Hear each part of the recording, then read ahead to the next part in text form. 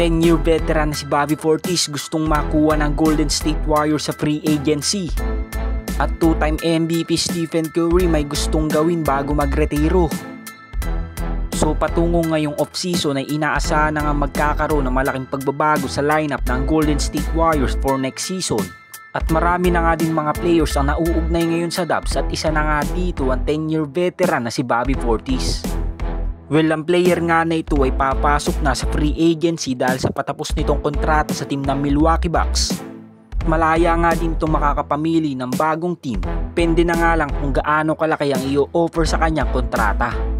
At pressure nga ito sa team ng Milwaukee Bucks kung ayaw nilang pakawalan si Bobby Portis dahil kinakailangan nga nilang tapatan ang offer sa kanya ng ibang team upang mapanatili lamang nila ito sa kanilang second unit lineup. Well, sa ngayon nga dahil maraming nagkaka-interest na kay Bobby Portis sa free agency, nilabas nga ni Jake Fisher na posibleng ipurso nga daw ng Golden State Warriors si Bobby Portis ngayong off-season dahil napakalaking upgrade nga daw nito sa kanilang frontcourt at magiging malaking tulong nga din ang kanyang shooting at experience sa playoffs at NBA Finals. Kaya naman expected na nga daw natin na hindi nga daw sasayangin ng Warriors ang pagkakataong ito upang makuha si Bobby Portis sa free agency.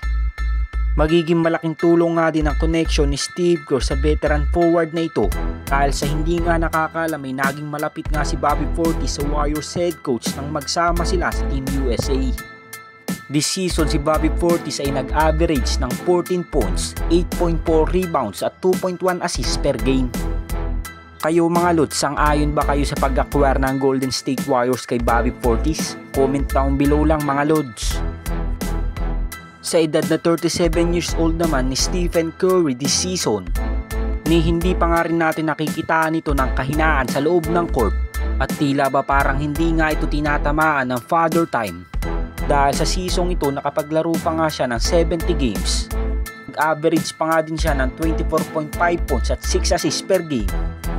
At nasa 39.7% nga din siya sa 3-point area. At naging kabilang pa nga din siya sa kanyang 11 All-Star selection this season. Ganun pa man kahit bigo nga ngayon ang Golden State Warriors na magkampiyon, naliwanag naman ng kanyang tatay na si Del Curry sa isang podcast na nananatili pa nga din daw ang pagmamahal ni Steph sa larong basketball.